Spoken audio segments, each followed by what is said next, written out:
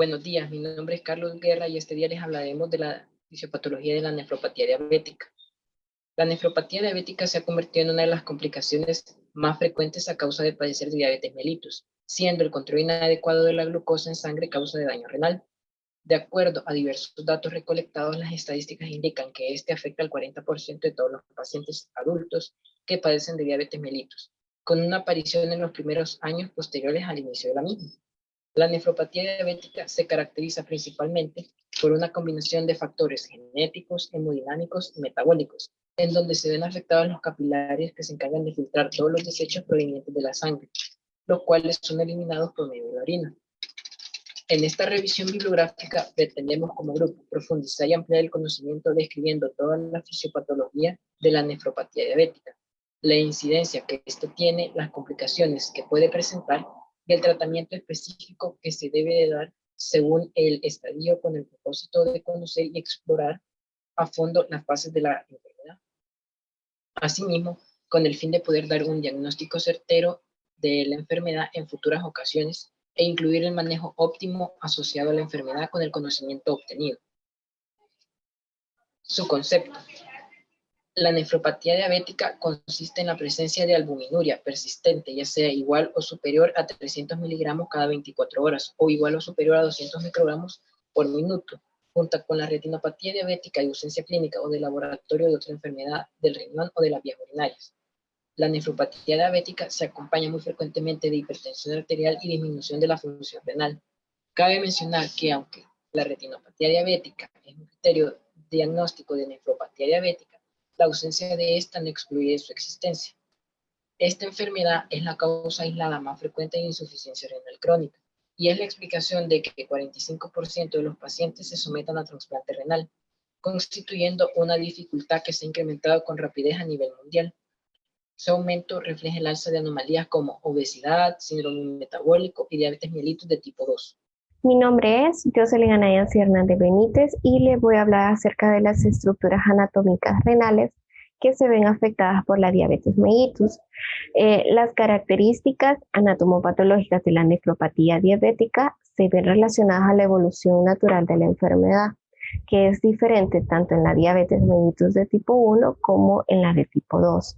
La lesión renal característica en la diabetes mellitus de tipo 1 es la glomerulosclerosis nodular o también conocida como nefropatía de Kienstiel-Wilson, con la presencia de lesiones nodulares entre los capilares glomerulares que colapsan progresivamente a las luces vasculares. No obstante, se dice que la lesión más frecuente es la glomerulosclerosis difusa.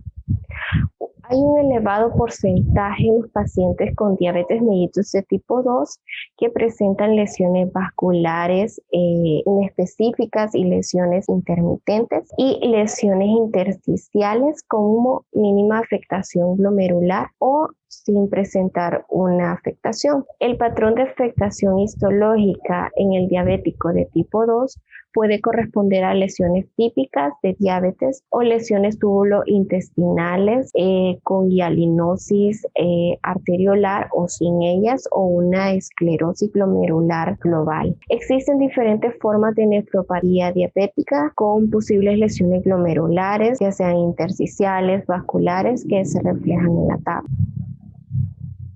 Aquí tenemos las lesiones glomerulares en la enfermedad renal crónica diabética, en la que se muestran 4 clases diferentes.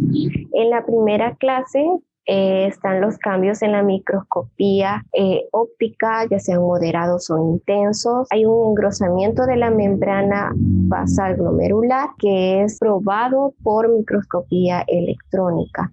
Entre los criterios de inclusión de esta clase 1 se encuentra la biopsia renal, que no se muestran criterios de clase 2, 3 y 4. La clase 2, esta se subdivide en clase 2A y clase 2B. La clase 2A es la expansión mesangial moderada, en la que la biopsia renal no alcanza los criterios para clase 3 o 4. Y hay una expansión mesangial severa que es mayor de un 25% del mesangio. En la clase 2B, que es una expansión mensajial severa, la biopsia renal no alcanza criterios para clase 3 o 4. La clase 3, que es una esclerosis nodular o también conocida como Klinefelter-Wilson, en los criterios de inclusión la biopsia renal no alcanza para clase 4. En la clase 4 tenemos aquí una esclerosis glomerular avanzada y en los criterios de inclusión va a presentar una esclerosis glomerular global en mayor de un 50% de todos los glomérulos. Tenemos a la glomerulosclerosis diabética, que esta se puede presentar tanto en la diabetes mellitus de tipo 1 como en la 2, pero solo en los pacientes en un porcentaje de un 25% pueden presentar dicha enfermedad. Las lesiones iniciales de la glomerulosclerosis del paciente con diabetes son crecimiento glomerular, engrosamiento de la membrana basal glomerular, la expansión de la matriz mesangial, el número de porocitos disminuidos. También puede haber una hipercelularidad mesangial leve junto con un aumento de la matriz mesangial. En esta imagen podemos ver una lámina densa de la membrana basal glomerular que está engrosada y va a haber un aumento del material de la matriz mesangial. Continuando con la glomerulosclerosis diabética, el engrosamiento global de la membrana basal y la expansión difusa de la matriz mesangial se acompaña por nódulos de Klinefelter-Wilson. Las proteínas forman nódulos redondeados en la cápsula de Bowman y el epitelio parietal. Acumulaciones subendoteliales en las asas capilares. Las membranas basales tubulares se encuentran engrosadas. Va a haber también presencia de esclerosis y cambios exudativos en las arteriolas aferentes y eferentes que causan arteriosclerosis hialina. Suele encontrarse una arteriosclerosis renal generalizada. En algunas ocasiones se suele encontrar una arteriosclerosis hialina generalizada. La estenosis vascular y la disminución del flujo sanguíneo a la médula predisponen la necrosis papilar y la pielonefritis. En esta imagen podemos observar en las flechas que hay un crecimiento destacado de la matriz mesangial y hay presencia de lesiones nodulares que son las puntas de flecha. Es evidente la dilatación de los capilares glomerulares y el engrosamiento de la membrana basal glomerular. La manifestación más temprana de la glomerulosclerosis diabética es la microalbuminemia, que es una proteinuria ligera. Se produce una proteinuria manifiesta en 10 a 15 años después del inicio de la enfermedad y a menudo se vuelve muy grave como para provocar un síndrome nefrótico. Con el paso del tiempo, la glomerulosclerosis diabética puede avanzar y formarse en una insuficiencia renal. Por eso es importante el control estricto de la glucemia para tener una incidencia muy baja de glomerulosclerosis diabética y retardar así que avance dicha enfermedad. Tengan buen día, me presento. Mi nombre es Yancy Vanessa Hernández Alemán. Este día voy a hablar acerca de la incidencia, la prevalencia en la nefropatía diabética. En el mundo industrializado tenemos que la diabetes mellitus es la primera causa de esta enfermedad, conocida en la actualidad como nefropatía diabética y que anteriormente la conocíamos como enfermedad renal terminal. Y tenemos que, a pesar de que existen avances para mejorar la atención de los pacientes con diabetes, tanto la incidencia, la prevalencia de la nefropatía diabética secundaria a la diabetes siguen aumentando en cifras exageradas. Tal es el caso de que en Estados Unidos se estima que más del 30% de los enfermos que requieren una diálisis o trasplante renal tienen una enfermedad renal terminal a consecuencia de la nefropatía diabética y que el 40% de los casos nuevos incidentes son atribuibles a la diabetes. Tenemos que en la actualidad más de 200,000 pacientes están siendo tratados por insuficiencia renal terminal y es provocada por la nefropatía diabética. También tenemos que en Estados Unidos, en Europa y en Japón, más del 90% de los pacientes diabéticos corresponden al tipo 2 y no al tipo 1. Y la incidencia de afectación renal es similar, ya que más del 80% de los casos de enfermedad renal terminal es secundaria a la diabetes eh, de tipo 2. Y un estudio de cohortes de pacientes con diabetes de tipo 1 y de tipo 2 durante un largo tiempo ha encontrado un grado de afectación similar para ambas patologías. Eh, Asimismo, también los datos demográficos en la enfermedad renal terminal secundaria a diabetes de tipo 2 corresponden con la prevalencia de este tipo de diabetes en la población norteamericana, siendo una alta incidencia más en las mujeres y en los afroamericanos.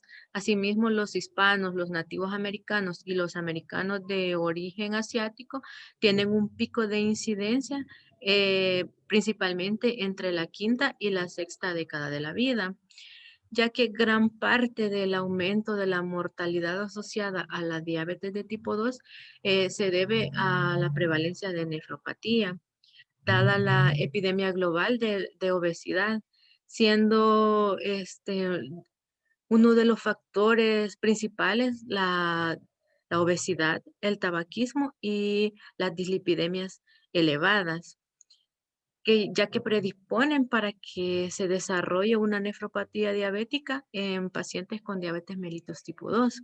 Ahora bien, en Centroamérica, principalmente en Nicaragua y en El Salvador, hay un creciente número de pacientes afectados, teniendo en Nicaragua un 42,8% y en El Salvador un 41,9% de personas afectadas con enfermedad renal crónica, siendo el sexo masculino el principal afectado. Muy buenos días. Este día voy a hablarles acerca de los factores de riesgo de la nefropatía diabética. Mi nombre es Fernando Ortiz y comenzamos con los factores. Bueno, tenemos lo que es, de ejemplo, la hiperglucemia. Decimos que esta hiperglucemia sobreactiva lo que es la vía de los polioles con la formación final del sorbitol. Entonces, cuando existe una entrada excesiva de glucosa y está la sobreactividad de esta vía, se dice que hay una alteración. ¿Dónde va a haber la alteración? En la osmorregulación celular. Luego tenemos la hipertensión arterial. Esta hipertensión decimos que es uno de los factores más importantes en la prevención de desarrollo y progresión de la nefropatía diabética. Entonces, la elevación de la presión arterial en los pacientes diabéticos también es concomitante a una aparición de una albuminuria. Luego tenemos la proteinuria. La proteinuria decimos que es un factor de progresión renal, así como de alta mortalidad y también de riesgo cardiovascular. Por lo tanto, pues sabemos que hay una reducción de proteinuria al mínimo.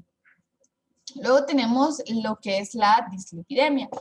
La dislipidemia decimos que es considerada como un determinante independiente del desarrollo y una progresión del daño renal en la diabetes mellitus.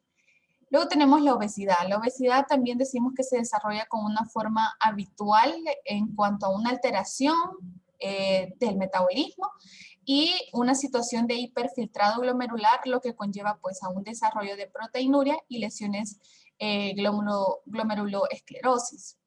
Luego tenemos el tabaquismo. El tabaquismo decimos que es un efecto dependiente de la dosis entre el número de cigarrillos y el desarrollo de una albuminuria. Y como sabemos, va a haber también una reducción de la función renal. Luego tenemos acá los valores normales de glucosa.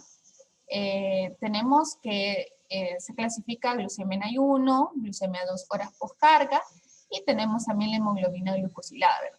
Entonces, la glucemia en ayuno, lo normal es de menos de 100 miligramos por decilitro, la glucemia 2 horas postcargas o postprandial, menor a 140 miligramos por decilitro, y la hemoglobina glucosilada menor a 5.7%. Luego tenemos ya lo que no es tan normal, que es llevado a una llamado prediabetes, que la glucemia de ayuno está alterada y también puede haber una intolerancia a la glucosa. Entonces, la glucemia en ayuno se va a encontrar de 100 a 125 miligramos sobre decilitros, y en la glucemia postcarga pues no aplica.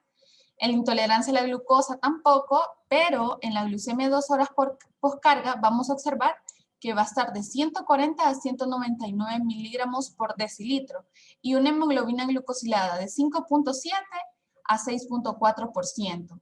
Entonces, luego ya tenemos propiamente la diabetes mellitus con una glucemia en ayuno mayor o igual a 126 miligramos por decilitro y glucemia 2 horas postcargas mayor o igual a 200 miligramos por decilitro y la hemoglobina glucosilada mayor o igual a 6.5%. Luego tenemos la hemoglobina glicosilada. Bueno, esta básicamente es una prueba útil para el control de la glucemia en personas diabéticas y no diabéticas. Y este indica la concentración media de glucosa durante las últimas de 8 a 12 semanas y esta no requiere ayuno. Entonces, la Asociación Latinoamericana de Diabetes menciona 3 aspectos importantes en cuanto al estado del paciente. Es decir, que la hemoglobina glucosilada de 6.5 a 7% debería de estar en pacientes con una enfermedad renal crónica leve de una filtración glomerular mayor de 60 ml por minuto y por 1.73 metros al cuadrado. Es decir, un paciente con diabetes mellitus tipo 2 de corta evolución, sin comorbilidad importante, con bajos riesgos de episodios de una hipoglucemia y con buena expectativa de vida y que presentan microalbuminuria. Luego vamos a tener una hemoglobina glucosilada de 7.5 a 8 para pacientes con una enfermedad renal crónica de moderada a avanzada, con una tasa de filtración glomerular menor de 60 ml por minuto por 1.73 metros al cuadrado, y para pacientes con diabetes mellitus tipo 2 de una larga duración o con comorbilidad importante, marcando riesgos de episodios de una hipoglucemia, de alto riesgo vascular o de corta expectativa de vida. Y en el caso de los ancianos, tenemos una hemoglobina glucosilada de menor a 8.5%, pero esta asociación menciona que también sí es posible llevar al paciente, pero que sea seguro también a una hemoglobina de menor de 7%. Luego tenemos lo que son las complicaciones en caso de la diabetes. Harrison menciona que las complicaciones se dividen en vasculares y no vasculares. Entonces, tenemos las microvasculares, en este caso tenemos retinopatías, que en este caso pueden ser no proliferativas y proliferativas, neuropatías, que en este caso también pueden ser sensoriales y motoras, y nefropatía, que sabemos que es un daño pues, y un deterioro a la función renal. Luego tenemos las macrovasculares, que sabemos que es una enfermedad vascular cerebral, pero que también puede estar presente una arteriopatía periférica, una coronariopatía, y tenemos las no vasculares, que en las no vasculares podemos decir que se presentan infecciones, alteraciones cutáneas y pérdidas de la audición. También podemos mencionar otros ejemplos así como el glaucoma, síndrome de movilidad articular limitada y enfermedades periodontales. Ahora vamos a hablar acerca de la fisiopatología de la nefropatología diabética. Mi nombre es Álvaro Enrique Grande Morales. Bien, vamos a hablar principalmente de los factores relacionados acerca de la fisiopatología y los hemos dividido en 3, en la hiperglucemia, hemodinamia y genética. Bien. Hablando acerca de la hiperglucemia, hay que recordar que las secuelas metabólicas de la hiperglucemia son las que van a ser el principal factor para el desarrollo de una nefropatía diabética. Es decir, que por eso las personas que tienen una diabetes tipo 1 o 2 van a ser los que van a generar este tipo de enfermedad. Primero vamos a hablar de la hiperglucemia y cómo aumenta la generación de especies reactivas de oxígeno. Además va a generar una depresión de forma reducida del nucleótido de nicotinamina y va a activar la vía de los polioles. La vía de los polioles vamos a verla un poco más adelante, pero a grandes rasgos es la formación de sorbitol y de fructosa a partir de glucosa por medio de las enzimas aldosas reductasa, sorbitol deshidrogenasa, y vamos a ver un poco más adelante esto. Y esto va a permitir o va a conducir a la síntesis del nuevo diacilglicerol y un aumento de la actividad de la proteína quinasa C. Luego vamos a ver que produce alteración de la vía de las exosaminas y va a provocar una glicación o glucación en las enzimas de las proteínas, en enzimas de proteínas, perdón. Va a provocar una glucación no enzimática de proteínas.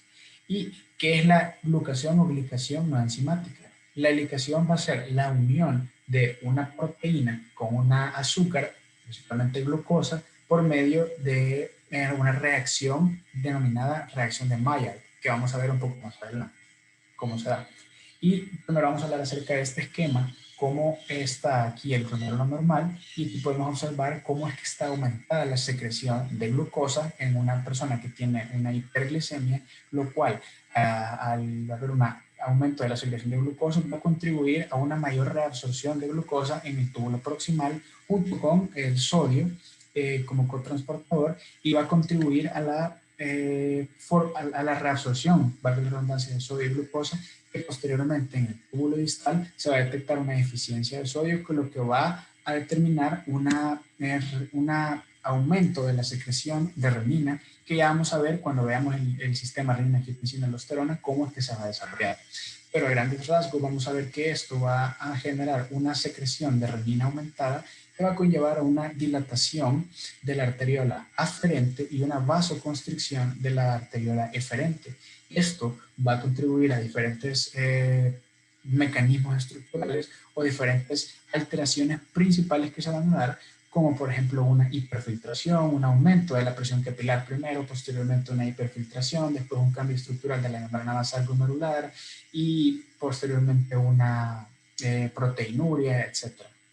Vamos a verlo un poco más adelante cómo es que se da. En la siguiente imagen vamos a hablar, en la siguiente diapositiva vamos a hablar acerca de la hemodinamia. Y hay que recordar que la hiperglucemia modifica a la hemodinamia glomerular, principalmente por el aumento del flujo plasmático renal y la presión capilar, como había mencionado anteriormente. Estas alteraciones hemodinámicas van a determinar el proceso patológico denominado hiperfiltración, que vamos a ver cómo es que sale la hiperfiltración y qué significa la hiperfiltración a nivel renal. El incremento de la presión glomerular va a provocar una dilatación capilar, y aquí nosotros podemos observar cómo hay una dilatación capilar no solo de la arteriola aferente, sino que en general de las arteriolas del glomérulo renal en comparación a un glomérulo normal. Y vamos a observar también que la reabsorción del sodio y de la glucosa se va a dar por medio de los receptores SGLT2. Aquí está el receptor SGLT2, que va a contribuir a la reabsorción, como dije, y posteriormente, por diferentes mecanismos que vamos a ver más adelante, va a secretar renina, que va a contribuir a la vasodilatación.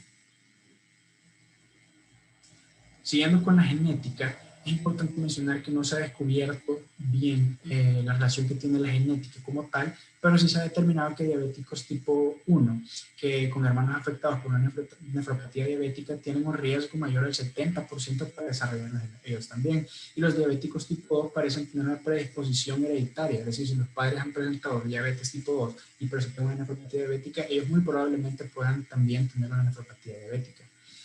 Si vamos a la relación con las razas, los afroamericanos que presentan la apolipoproteína 1 no presentan una mayor predisposición para desarrollar la enfermedad. Sin embargo, es importante porque si llegan a desarrollarla puede llegar a aumentar o puede llegar a complicarse o a desarrollarse mucho más rápido que una persona que no presenta el gen de la poliproteína 1. Y la rareza de la nefropatía en los pacientes con mutaciones de glicosinasa podría ser mayor que la explicada por sus niveles relativamente menores de hemoglobina glucosilar.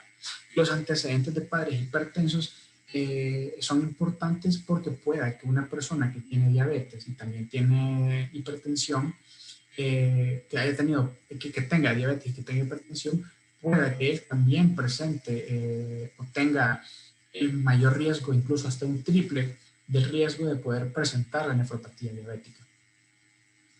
Bien, como siguiente punto vamos a hablar acerca de las alteraciones renales. Las alteraciones renales las podemos dividir en dos principalmente: alteraciones estructurales y alteraciones funcionales. Las alteraciones estructurales las podemos clasificar como una glomerulosclerosis difusa y una glomerulosclerosis nodular, que ya vamos a ver cuáles son, cómo se dan, y las alteraciones funcionales, que las podemos dividir en hiperfiltración y proteinuria. Aquí podemos observar a mano derecha la glomerulosclerosis difusa, que se caracteriza por un engrosamiento difuso del capilar y del mesangio, y esta es la característica principal que se va a presentar en la etapa preclínica. Al lado izquierdo tenemos la glomerulosclerosis nodular, que esa se va a caracterizar por la presencia de la lesión de Kimmel-Steele-Wilson, y esta va a ser depósitos de material similar al de la membrana basal glomerular en la periferia de los ovillos. Y además de esta lesión se va a presentar una hialinización de las arteriolas aferentes y eferentes. Como siguiente punto vamos a hablar acerca de las alteraciones funcionales, y podemos ver que es considerada como, la hiperfiltración es considerada como un fenómeno temprano en la cadena de los eventos que van de la hiperfiltración intraglomerular a la microalbuminuria, y podemos definir a la microalbuminuria como el índice de creatinina con albúmina secretado, que va desde un nivel de 30 a 300 miligramos por gramo. Aquí en el cuadro podemos observar cómo se va a ver una filtración glomerular normal, y que podría haber una filtración glomerular normal dependiendo del desarrollo de la diabetes y de la duración, que puede ir de 0 a 20 años, como puede ir una persona normal presentando una filtración glomerular normal y una normoalbuminuria.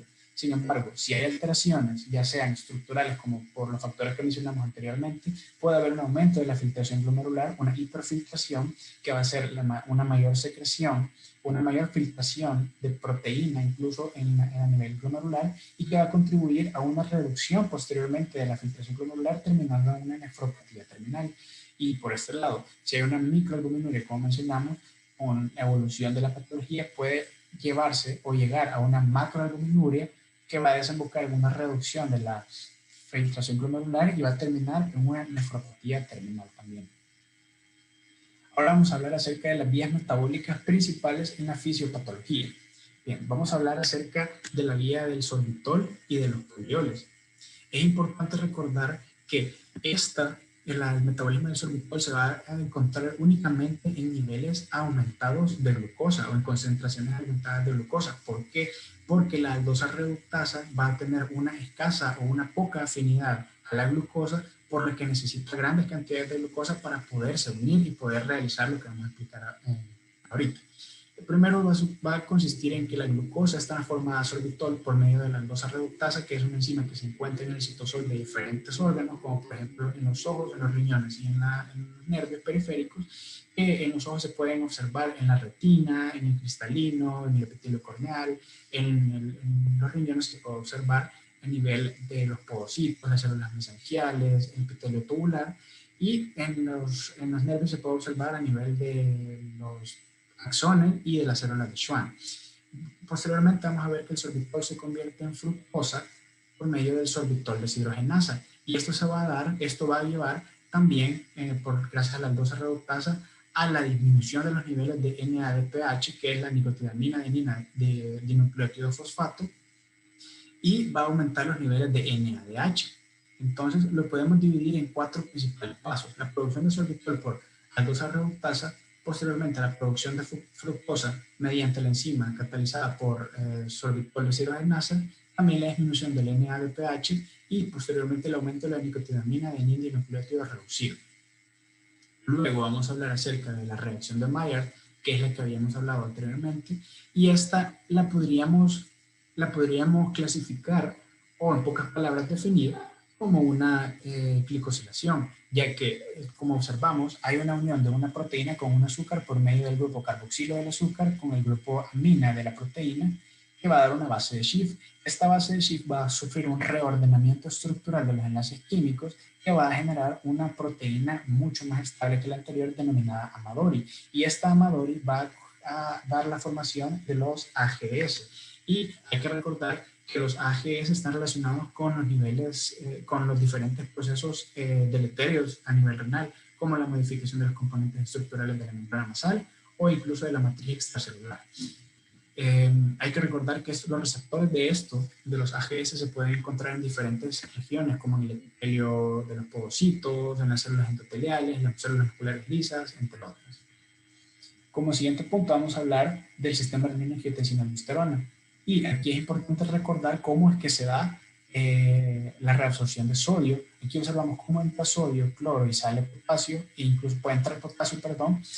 Hay un aumento de sodio a nivel intracelular, por lo que tiene que salir el sodio por medio de la bomba sodio-potasio ATPasa, donde salen 3 iones de sodio y entran 2 iones de potasio por medio de la bomba ATPasa, sodio-potasio ATPasa, perdón, pero si nos damos cuenta, aquí hay un gasto de ATP que posteriormente se va a transformar o convertir en ADP o adenosin difosfato y adenosin monofosfato, es decir, una división del ATP. Posteriormente, el AMP y el ADP se va a ir a transformar o a formar por medio de la 5-endonucleotidasa, se va a formar la aldosterona, y la aldosterona se va a ir a unir a los receptores A1. Y cuando lleguen a los receptores A1, lo que va a suceder es que va a haber un aumento de los niveles de calcio a nivel de las células extraglomerulares, mesangiales extraglomerulares, perdón, y va a haber un aumento del calcio intracelular de las células glandulares, lo que va a contribuir a una formación a una disminución de los niveles de renina, perdón. Luego vamos a observar cómo la renina, esto va a ir a generar una vasodilatación a nivel de la arteriola aferente. Sin embargo, la renina va a contribuir a la formación de angiotensina y posteriormente, por medio de la enzima convertidora de angiotensina, va a contribuir a la formación de angiotensina 2. Y si recordamos, la angiotensina 2 es el principal efector de este sistema y tiene es un potente agente vasoconstrictor a nivel sistémico, pero también tiene efectos vasoconstrictores a nivel de la arteriola aferente, e incluso tiene algunas funciones que no son hemodinámicas, como por ejemplo podría ser el efecto favorecedor sobre los factores de crecimiento, sobre la proliferación celular e incluso la inflamación y la fibrosis. Pero ¿cómo se da? Esto se va a dar debido a que la angiotensina se une a los receptores AT1, que son los encargados de los factores o procesos deleterios de la enfermedad, y gracias a esto es que se van a producir lo que acabo de mencionar, la proliferación celular, la inflamación y la fibrosis. Por último, vamos a hablar de la proteína sinasa C. Esta se caracteriza porque encima de la familia de la serina treonina quinasa, esta es una de las familias de la treonina quinasa, serina treonina quinasa, y esta va a comprender 15 isoformas distintas, las cuales estas 15 isoformas van a tener una característica en común, que van a ser capaces de fosforilar las proteínas responsables de la transducción de las señales intracelulares. Aquí podemos ver cómo se da que pide la proteína sinasa, se une a la trombina por medio de la trombomodulina y desactivada para efectos anticoagulantes, protrombínicos, antiinflamatorios, etc. Sin embargo, cuando hay diabetes, no se da esta unión a la trombina por medio, y hay una reducción del espacio trombomodulina, lo que va a generar una no activación de la proteína sinasa C, y hay una alteración de la permeabilidad, hay un incremento de la apoptosis de los podocitos y las células endoteliales. Y es importante recordar que la proteína sinasa C tiene algunas funciones vasculares importantes, perdón, no vasculares, sino que tiene funciones vasculares importantes, como podría ser la regulación del flujo, podría ser incluso la vasoconstricción, podría también estarse incluida la permeabilidad, determinar la permeabilidad del vaso. Y hay otra isoforma importante que se denomina isoforma PKC2, que esta aumenta su actividad en las células endoteliales del riñón y en la retina.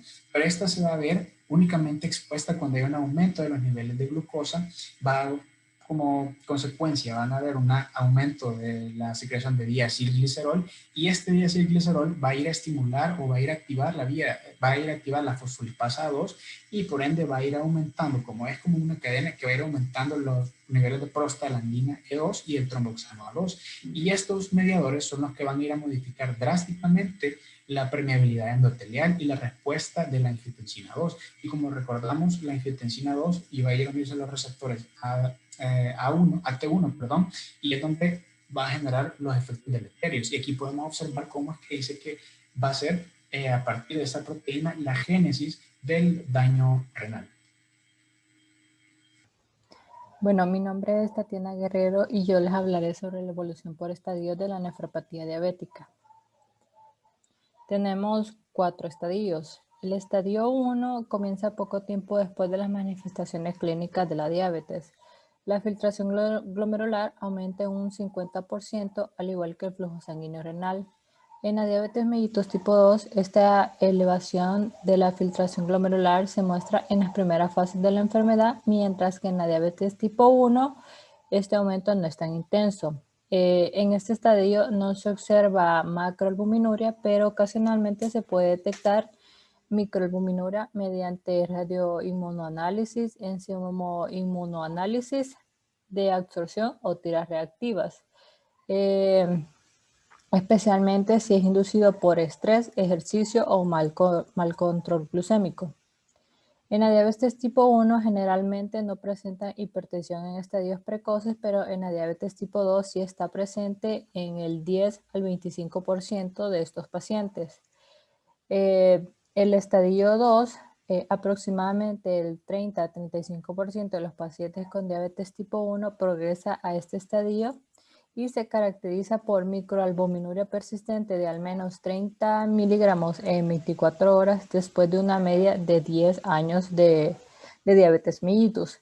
La filtración se mantiene normal o elevada y la histología renal se ve alterada con engrosamiento de la membrana basal glomerular y tubular y expansión de la matriz mesangial.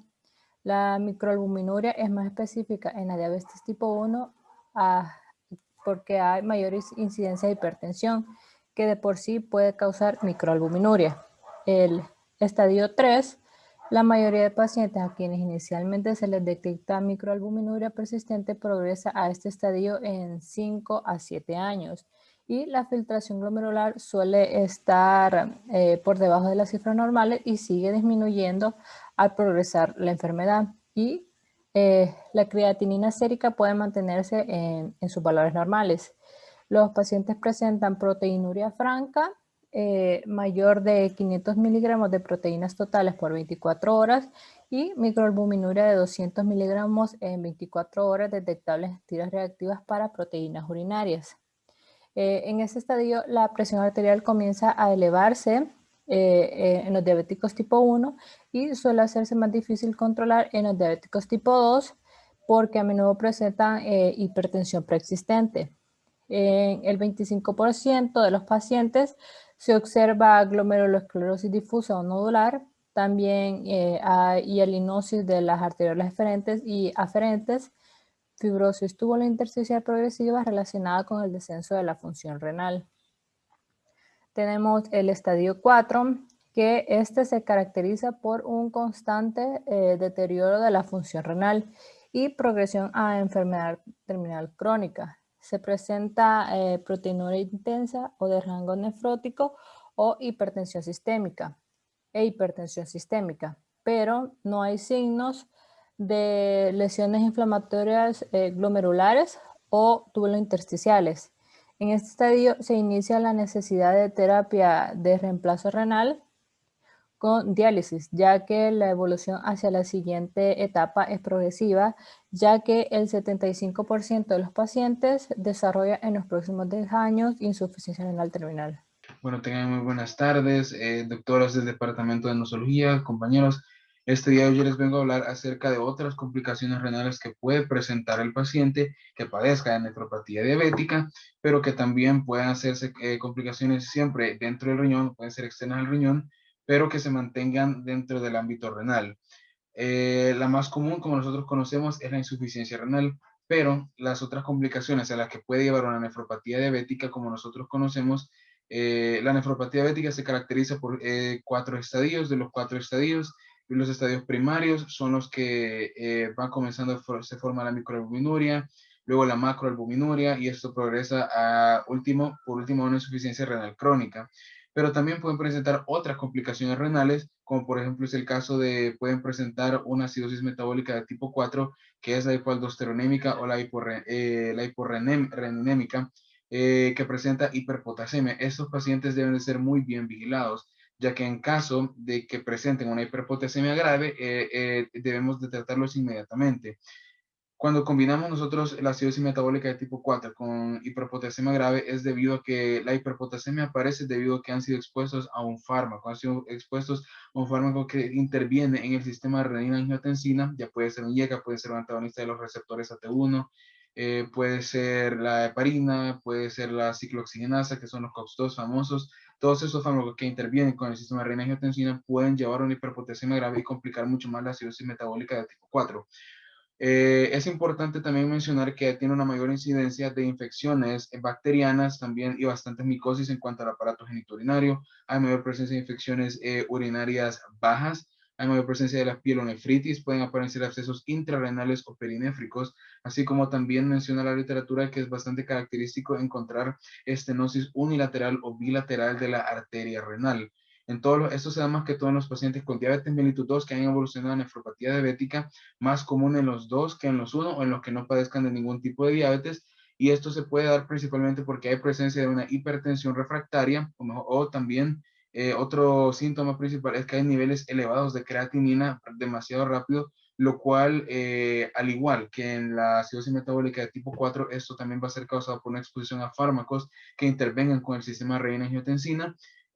Aquí menciona, por ejemplo, los IECA, pueden ser los antagonistas de los receptores AT1, etcétera. Otras complicaciones también importantes, también como mencionar, es la necrosis papilar. Necrosis papilar por desprendimiento de las papilas renales, puede presentar una necrosis tubular aguda, uropatías obstructivas, por distensión ventricular. Esas son las mayorías, así como las glomerulopatías y nefropatías lúpicas. Bueno, como nosotros conocemos, en la gran mayoría de los pacientes diabetes mellitus 1, la microalbuminuria presente puede llevar a una progresiva aparición de insuficiencia renal.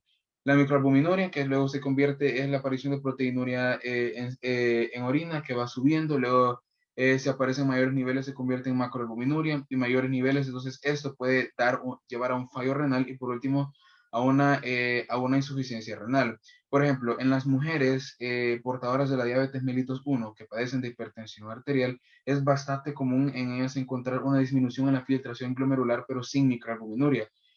Al contrario, en una nefropatía diabética normal, en este caso la microalbuminuria forma parte de los síntomas tardíos, en el caso de las mujeres que padecen de este tipo de trastorno. Asimismo, también es importante mencionar que hay otro tipo de afecciones. Por ejemplo, pueden haber glomerulopatías como las nefropatías escamosas, pueden haber también glomerulosclerosis focales y segmentadas, pueden haber nefritis lúpicas, pueden haber mielomas múltiples, pueden haber amiloidosis, o hasta también exposición a los antiinflamatorios no esteroideos también pueden estar asociadas a otras complicaciones renales debido a nefropatía diabética. Es importante también que nosotros mencionemos que la nefropatía diabética como sí es un importante marcador o la principal causa de muerte para microangiopatía, y que se asocia también a enfermedad cardiovascular.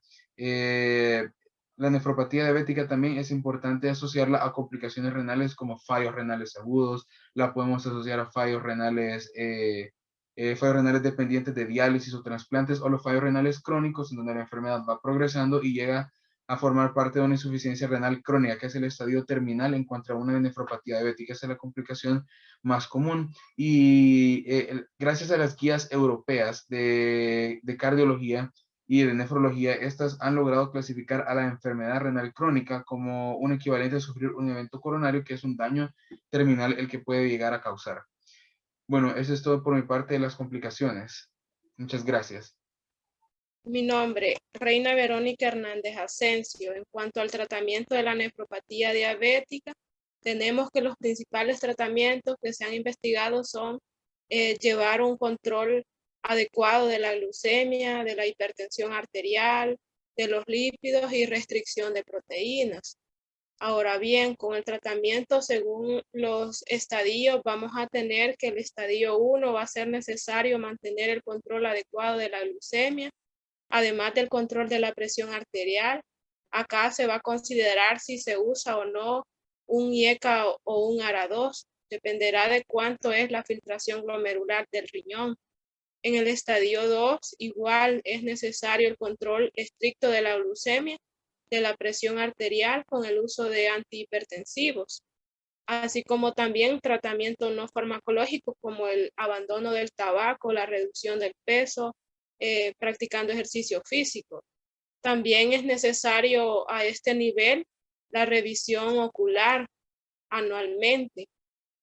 En el estadio 3 es ideal el uso de IECA o un ARA2 para el control de la presión arterial, agregando la restricción proteica de la dieta a unos 0.8 gramos al día por kilogramo de peso. También va a ser necesario la medicación hipolipemiante para disminuir los niveles de lipoproteínas. En el estadio 4 ya es posible y necesario irle hablando al paciente sobre el tratamiento de las manifestaciones del síndrome metabólico y de la insuficiencia renal crónica, que es pues la diálisis. Generalmente esta se inicia cuando la filtración glomerular es menor de 10 milímetros por minuto, aunque a veces es necesario iniciarla antes en pacientes diabéticos con hipertensión dependiente de volumen o hiperpotasemia no controlable de otro modo. O cuando la uremia y la gastroparesia condicionan una desnutrición o vómitos recurrentes incontrolables. También en este estadio va a ser prioridad hablarle al paciente sobre la posibilidad del tratamiento sustitutivo, ya sea trasplante combinado renopancreático o renal aislado. En este tratamiento, la supervivencia y la calidad de vida es superior a comparación con la diálisis.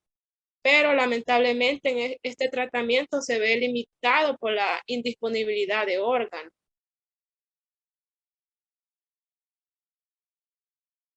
En cuanto al uso de hipoglucemiantes en la insuficiencia renal, desde el estadio 2 al estadio 4, las sulfonilureas van a estar contraindicadas en pacientes con filtrado glomerular menor de 45 milímetros por minuto por el elevado riesgo de hipoglucemia prolongada. Otro que debe ser evitado son las biguanidas, al igual la metformina, en aquellos pacientes con filtrado glomerular por debajo de 30 milímetros por minuto. Y por supuesto en pacientes con insuficiencia renal crónica. Esto debido a un posible riesgo de acidosis láctica.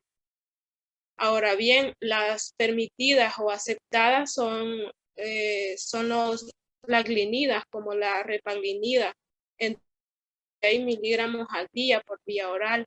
Esta puede utilizarse en cualquier estadio de la insuficiencia renal, incluso en pacientes en diálisis.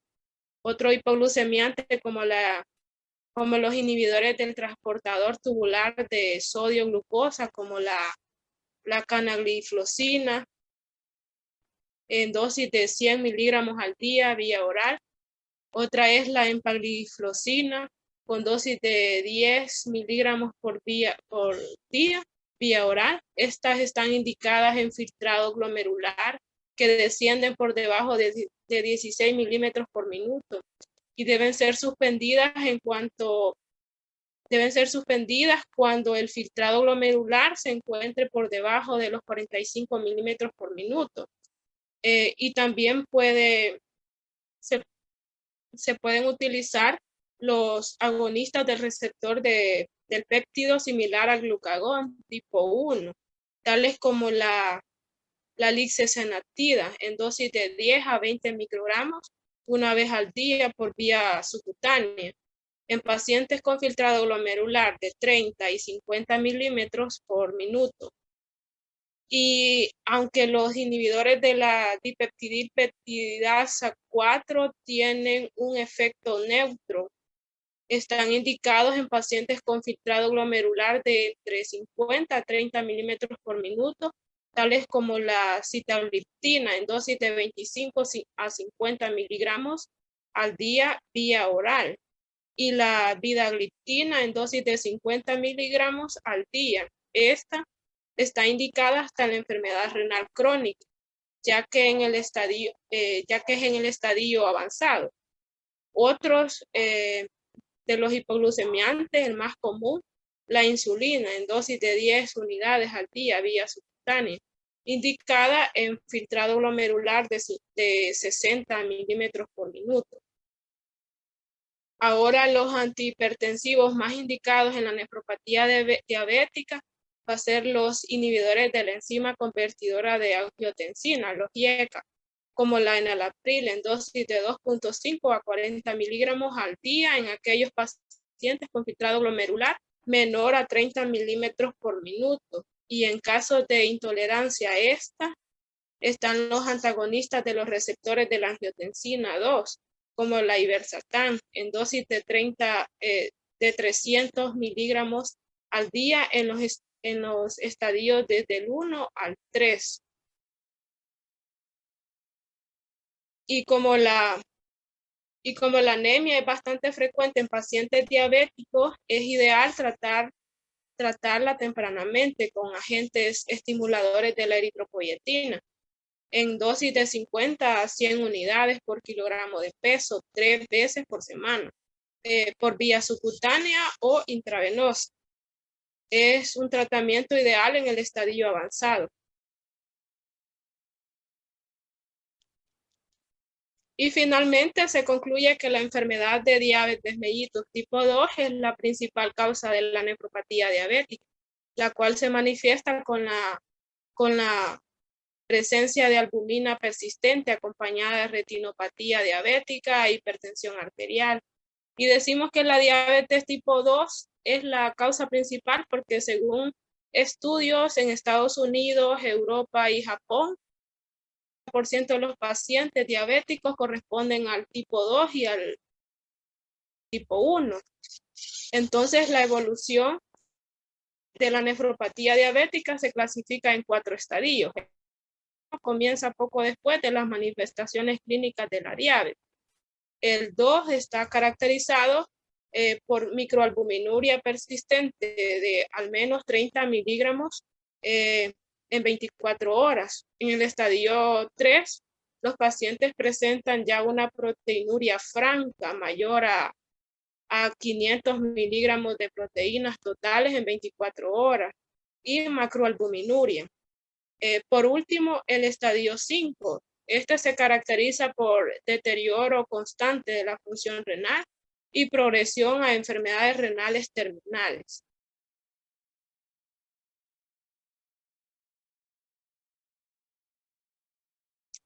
Y estas son nuestras bibliografías consultadas para la nefropatía diabética.